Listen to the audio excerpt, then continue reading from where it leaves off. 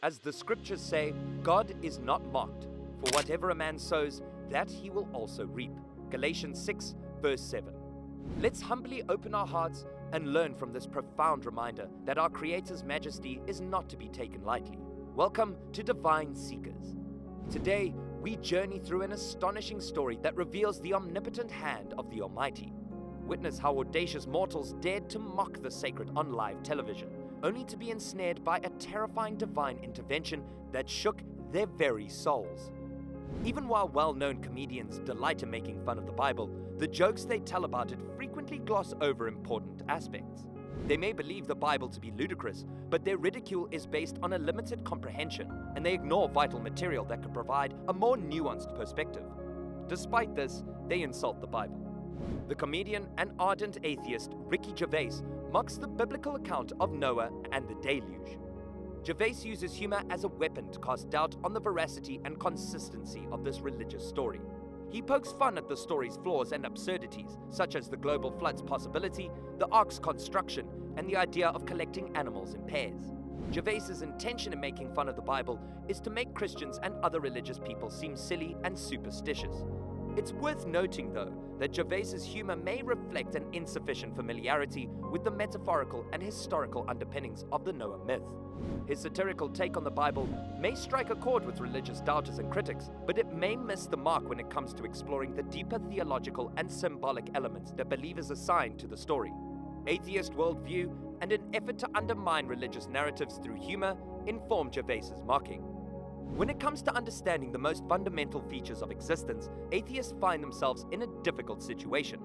Reasonable explanations for the Big Bang, the appearance of life, the complexity of human intelligence, the existence of morality, and the uniformity observable in nature all elude those who do not believe in a higher force.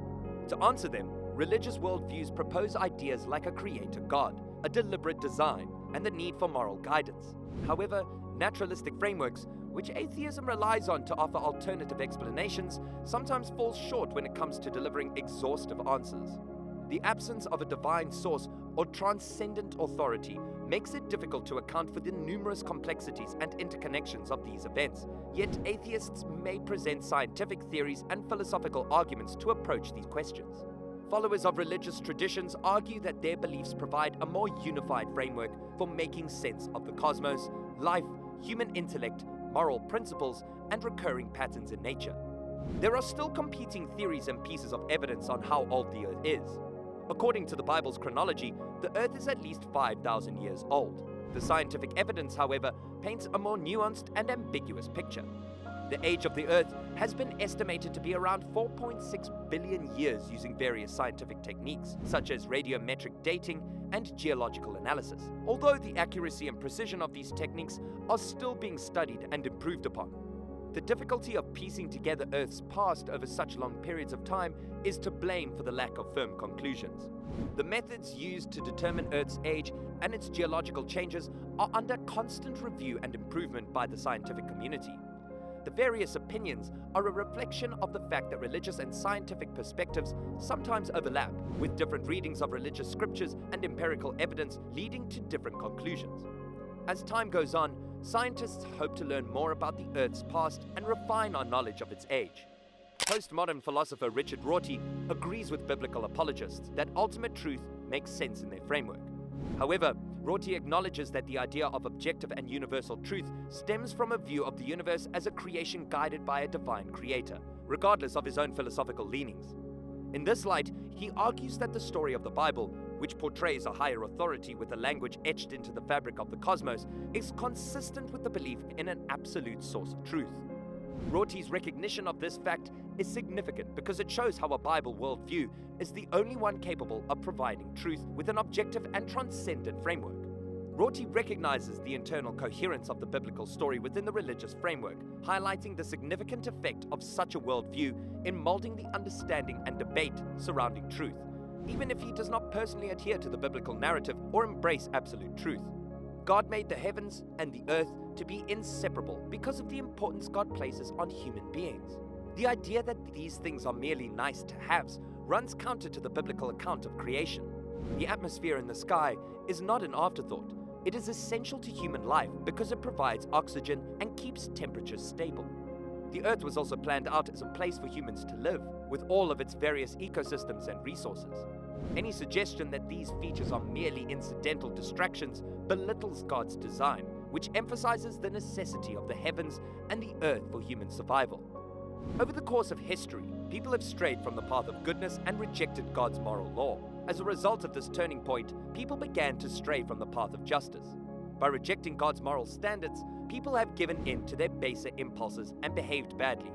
God's judgment isn't a knee-jerk reaction to minor offenses, but rather, it's an appropriate response to the seriousness of human sin and rebellion.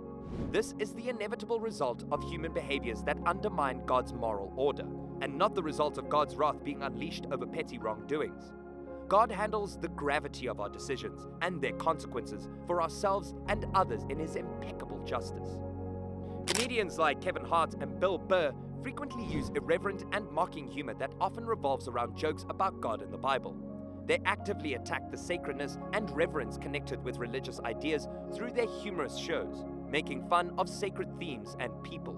Their approach may be perceived as provocative since they strive to elicit contemplation and questions regarding religious traditions and religion. While humor has the potential to engage and provoke, it is crucial to understand that these comedians' remarks demonstrate a disrespect for religious people's deeply held beliefs and sentiments. When it comes to themes of faith and spirituality, the line between satire and disrespect can be subjective, and it is critical to approach such humor with care and empathy, respecting the varied perspectives and sensitivities of audiences.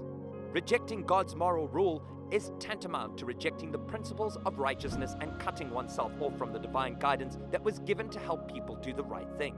This disobedience exemplifies the freedom of choice that humans possess, even if that freedom ultimately leads to moral decay and all its attendant repercussions.